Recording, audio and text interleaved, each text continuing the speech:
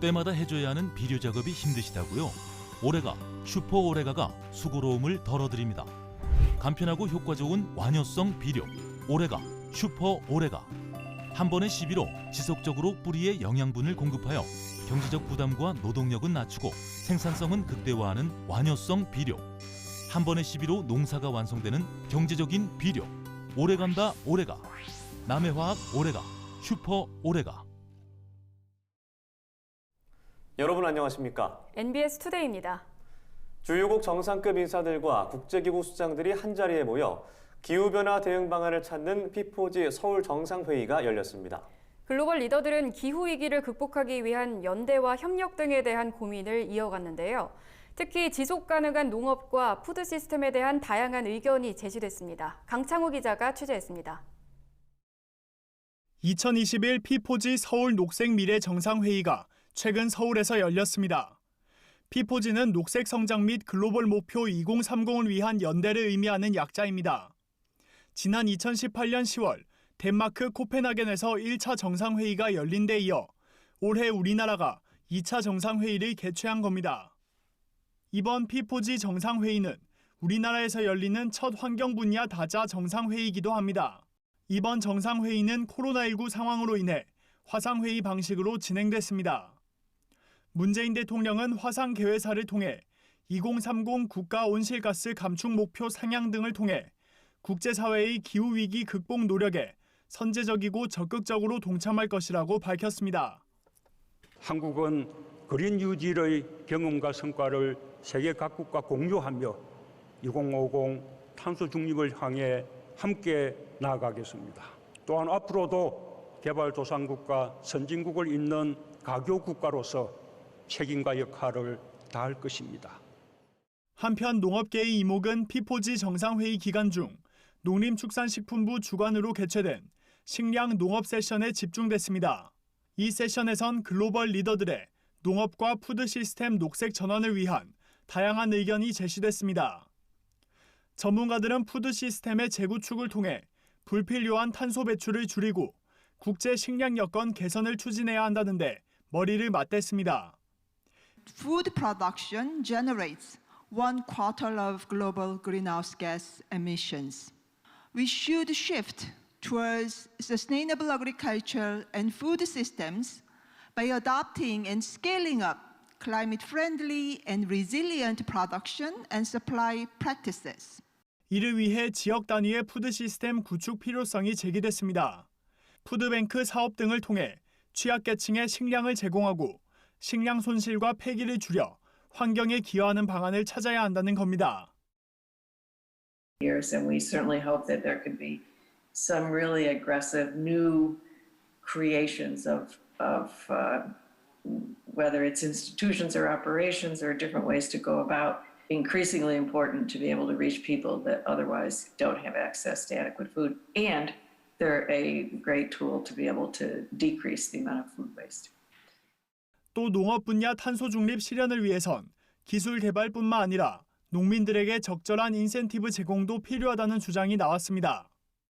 If we can really change the face of small-scale production, then that will build security and livelihoods for small farmers. Of course, we have to add in making sure they're resilient and as green as possible, the value chains. 한편 이번 P4G 식량 농업 세션의 결과는 올해 9월 예정인 G20 농업 장관 회의, UN 푸드 시스템 정상회의 등에서 계속 논의될 예정입니다. NBS 강창호입니다. 최근 정부가 아일랜드와 프랑스산 쇠고기 수입 위생 조건안을 국회에 제출했습니다. 수입 빗장이 갈수록 풀리고 있는 건데요. 5월 한우 가격이 역대 최고치를 경신하며 한우 산업 팽창으로 인한 업계 불안감이 커지는 가운데 축산 강국들의 내수 시장 잠식 우려까지 나오고 있습니다. 김인경 기자가 취재했습니다. 5월 한우 고기 도매 가격이 킬로그램당 21,200원대를 넘어섰습니다. 한우 도축 두수 증가세가 지속됐음에도 코로나 사태로 한우 고기 수요가 늘면서 가격이 역대 최고치를 경신한 겁니다. 송아지 입식 열기도 사그라들 줄 모릅니다. 올해 1월 380만 원으로 낮아졌던 송아지 가격은 점차 올라 5월에는 425만 원으로 역대 최고 수준을 기록했습니다. 송아지 생산 두수가 늘어 시장이 불안하다는 업계의 진단에도 한우 고기 도매 가격이 연일 역대 최고치를 갈아치우면서 입식이 꾸준히 이어지고 있는 겁니다. 그러나 전문가들은 도매 가격이 하락세로 전환하는 것과 송아지 입식 열기가 냉각기로 접어드는 건 시간 문제라고 우려합니다. 금년 하반기가 될지 내년 초가 될지 모르지만 하여튼 도매 가격은 떨어질 거거든요. 값이 떨어지기 시작하면 입식은 냉각되고 도매 가격이 떨어지기 시작하면 송아지 값은 더 떨어지고 이제는 잡아야 되겠다 싶으면 암소가 시장에 쏟아져 나오는 거거든요. 그러면 이제 가격이 더 떨어지고 그게 이제 한우 산업에 있어서 제일 문제인 상황인데 우려를 더욱 키우는 건 이 같은 상황에 최근 정부가 아일랜드와 프랑스의 쇠고기 수입 위생 조건안을 국회에 제출해 심의를 요청하는 등 수입 빗장을 풀 채비를 하고 있다는 겁니다. 유럽 국가의 쇠고기는 2000년부터 국내 수입이 금지되어 왔던 상황, 이른바 광우병이라고 불리는 소해면 상뇌병증 발생이 이유인데 아일랜드는 2006년, 프랑스는 2008년 수입 허용을 우리나라에 요청하면서 그동안 수입 허용 절차가 진행돼 왔습니다.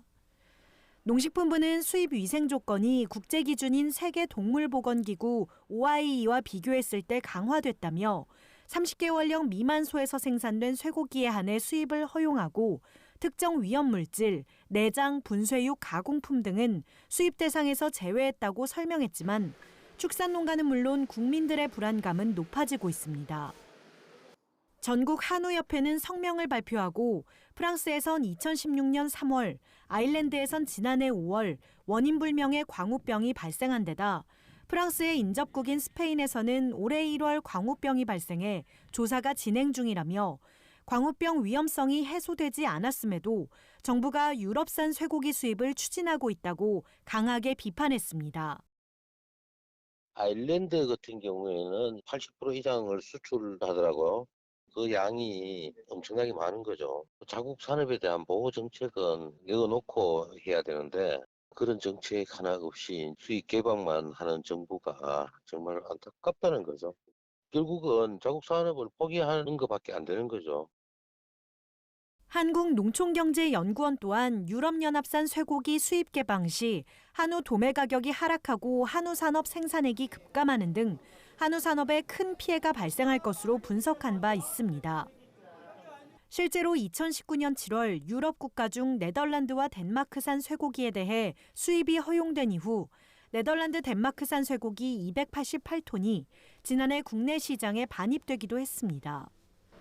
한우 시장이 하강 국면을 코앞에 두고 불안하게 몸집을 불리는 가운데 유럽 국가산 쇠고기가 저렴한 값을 내세워 호시탐탐 국내 틈새 시장을 노린다면 국내 한우 산업이 크게 흔들릴 수 있는 건 불보듯 뻔한 일. 정부 차원의 산업 보호 정책 수립이 시급한 시점입니다. NBS 김인경입니다. 싱싱한 새꽃으로 만든 화환을 늘리겠다며 도입한 재사용 화환 표시제의 이행 실태. 앞서 저희 MBS 투데이에서 전해드렸는데요. 의무 표시 제도의 사각지대에서 원산지 표시도 잘 지켜질 리 없습니다. 하루가 멀다고 급증하고 있는 수입꽃이 국산으로 가장에 유통될 수 있는 심각한 상황인데요. 제도를 서둘러 보완해야 한다는 목소리가 높아지고 있습니다. 손현진 기자입니다. 한 번 사용한 화환을 수거해 그대로 리본만 바꿔 재사용하는 화환 업체들. 국립농산물품질관리원의 현장 단속 결과 재사용 화환이라는 표시를 누락한 꼼수 판매가 기승을 부리고 있는 것으로 확인됐습니다. 하지만 파파라치처럼 현장에 잠복하는 단속이 아니면 위법 행위를 잡아내는 것조차 어려운 게 현실입니다. 행위를 반납하고 예식장의 주차장이나 이런 데서 리본갈이 하고 있는 현장을 단속을 해요. 인력이 한계가 있고 몇몇 개소를만 돌아가면서 이렇게 하는데 그거 가지고 한계가 있더라. 이에 정부가 국산꽃 소비를 늘리기 위해 지난해 8월 도입한 재사용 화환 표시제의 실효성에 심각한 우려가 제기됩니다. 재사용 표시 규제는 우선 생화에만 적용된다는 점이 문제로 꼽힙니다. 판매 업체가 플라스틱 조화로 화환을 제작해 여러 번 재활용하더라도 법망을 비껴갈 수 있는 겁니다. 국내 화훼 농가를 보호하기 위한 화훼류 원산지 표시 의무를 화환 유통 과정에서만큼은 철저히 지킬 필요가 없다는 것도 맹점입니다. 결국 해마다 국내에 1억 송이씩 밀려드는 수입꽃의 일부가 국산꽃을 가장해 화환에 쓰일 수 있는 구조인 겁니다. 허술한 규제가 탈세로 이어지고 있다는 비판도 나옵니다. 수입꽃과 조화로 만든 화환은 면세 혜택이 부여되는 국내 농산물이 아닌 공산품으로 봐야 한다는 시각에서입니다. 생화화환과 조화화환을 법적으로 구분한 뒤 조화화환에는 부가가치세를 매겨야 한다는 주장이 나옵니다. 하다못해 200원, 300원짜리 껌을 사더라도 언제 어디서 누가 만들었는지 표시가 돼 있고 그 만든 사람은 그거에 따라서 적절하게 세금을 내고 유통한 사람은 세금을 내는데 이 화환은 이게 10만 원짜리 화환인데 그런 표시가 전혀 없고 탈세 온상이에요. 이거 어떻게 보면. 꽃의 원산지와 제작업체 정보를 모든 화환에 기재하도록 하는 화환정보 표시제를 도입해야 한다는 요구가 제기됩니다. 정보 표시를 강화해야 단속이 용이해져 엄정한 조치를 내릴 수 있고 소비자의 알 권리도 확대할 수 있다는 겁니다.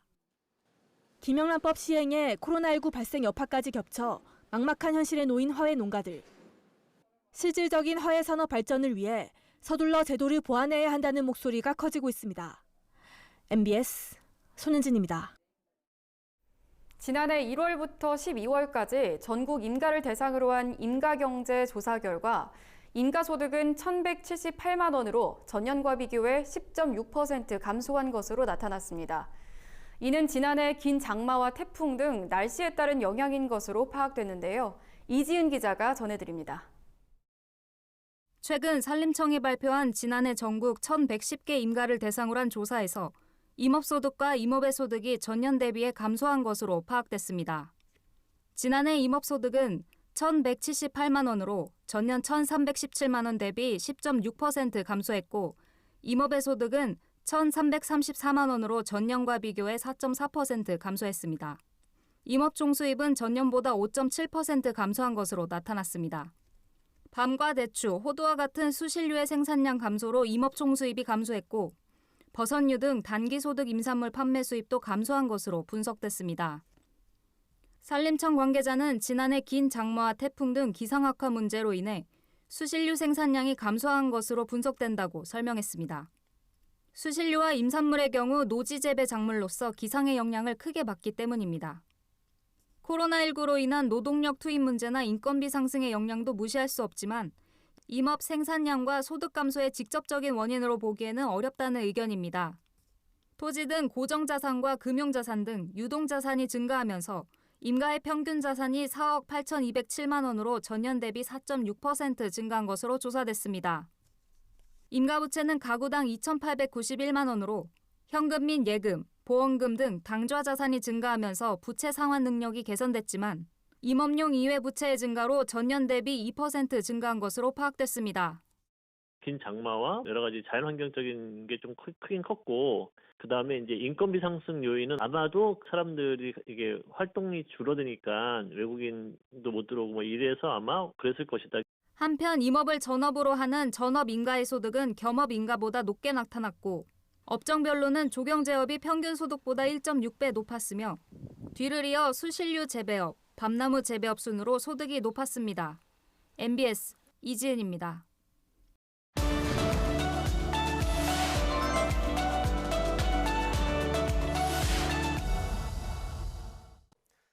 이번 순서는 귀농 전에 꼭 가봐야 할 100대 농장입니다. 이번 주는 전국 최고의 수박 명인을 만나봤는데요. 수박은 무엇보다 달고 속이 꽉 찬 것이 제일이죠. 수박이 잘 자랄 수 있는 토양 환경을 조성하고 고당도 씨 없는 수박을 전북 지역에 보급한 50년 경력의 이석변 명인에게 수박 재배 비법을 물어봤습니다. 김하은 기자입니다.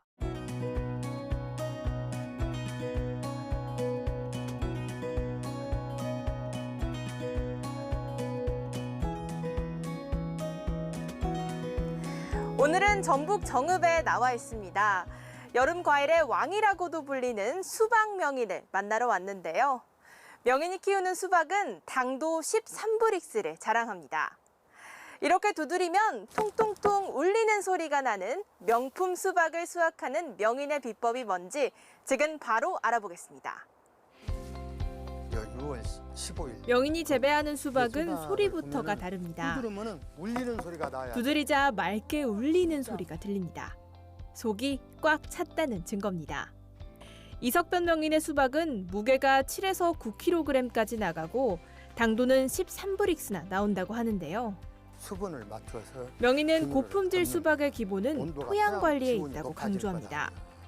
한 해 동안 수박을 생산하며 토양이 영양분을 소진했기 때문에 다음 해에도 안정적인 생산을 할 수 있도록 토양의 힘을 길러줘야 한다는 건데요. 수박이 가져간 땅의 영양분을 보충해줘야 연작 장애를 예방할 수 있습니다. 명인은 화학 비료와 농약에 의존하지 않고 직접 제조한 시비를 사용합니다. 그러면 엔자임과 쌀겨, 흑설탕을 혼합해 만든 균강을 시비한 후 경운하고 30일 정도 비닐 멀칭을 해줍니다. 또 땅심을 높이기 위해 짚과 수단 그라스를 이용합니다. 내가 볼 때는 짚이 있잖아요. 짚을 공룡 아래라고 그러죠. 그것을 1개 반에서 2개 정도 이렇게 넣어줍니다. 그걸 못 넣으면은 수단 그라스가 있어요. 수단 그라스. 수단 그라스를 한 동에 한 2.5kg에서 3kg 정도를 8월 중순 이모작 수막이 끝나고 8월 중순 정도에 파종을 해요. 수단 그라스를 60일가량 키우면 비닐하우스 끝까지 자라는데 제초기를 이용해 얇게 갈아서 20일 정도 말리고 그 위에 직접 만든 균강을 뿌려줍니다. 유효 미생물이 그 짚이나 수단 그라스에 묻어서 땅속으로 다 들어간다 그 말이에요. 미생물이 살 수 있는 짚이다 그 말이에요. 먹이가 되고 짚의 역할을 한다. 또 가까운 농업기술센터에 방문해 토양 점검을 꼭 받아야 한다고 강조했습니다. 토양 상태 진단을 통해 정확한 시비 처방을 하기 위해서입니다. 이렇게 하면 다음에 수박 농사를 지을 수 있는 토양의 힘이 생기는 것은 물론 수박 바이러스까지 예방할 수 있습니다. 수박 바이러스는 수박의 가장 치명적인 바이러스로 치료약도 없어 한 번 발생하면 농가는 막대한 피해를 입게 되는데요. 명인은 토양의 힘을 튼튼히 하면 수박 바이러스인 오이녹반 모자이크 바이러스 등을 어느 정도 예방할 수 있다고 설명했습니다. 수박 재배에서 가장 중요한 것은 당도. 명인이 씨 없는 수박 재배를 선택한 이유도 당도였는데요. 일반 수박에 비해 고온에 잘 견딘다는 특성 때문이었습니다. 씨 없는 수박의 특징이 무엇이냐면은 여름에는 온도가 높지 않아. 그러면 하우스 내 온도는 거의 40도 가까이 육박한단 말이에요. 영양분을 다 호흡 작용을 통해서 밖으로 배출을 해버려요. 그 수박이 안 돼. 온도에 견디는 힘도 한 3도에서 한 5도 정도. 일반 수박에 비해 높아. 또 수박의 당도를 결정하는 가장 중요한 영양 성분은 마그네슘. 명인은 착과 이전부터 수확 15일 전까지 마그네슘 연면 시비를 5회 정도 해야 당도를 향상시킬 수 있다고 설명했습니다. 수확 전에는 수분 조절을 통해 토양도 푸석푸석하게 만들어줍니다. 수박 수확기가 되면 이렇게 토지 고랑에 수분이 없어야 물기 없는 고당도 수박을 수확할 수 있습니다. 50년 가까이 수박 재배에 매진한 이석변 명인. 인근 수박 농가 현장 컨설팅을 다니며 자신만의 재배법을 보급하는 데도 혼신의 노력을 다하고 있습니다. 배움에는 끝이 없다는 말은 누구보다도 명인에게 잘 어울리는 말입니다. 전국 2만여 수박 농가에 40년간 쌓아온 자신의 비법을 아낌없이 나누면서 아직도 수박 교육이 있는 곳이라면 어디든지 찾아다니며 배우는 이석변 명인.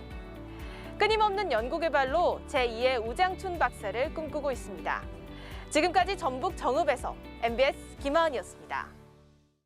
이어서 간추린 소식입니다. 전라북도가 농촌의 치유 산업을 활성화하기 위해 농촌 건강 힐링마을 조성 사업을 추진합니다. 힐링마을 조성 사업은 마을과 경영체 간의 컨소시엄을 구성해 추진하는 첫 시도로 그 의미가 큽니다. 전북도는 올해 3곳을 선정하고 내년부터 본격적으로 치유 공간 조성 및 환경 개선 등 기반을 구축할 계획입니다.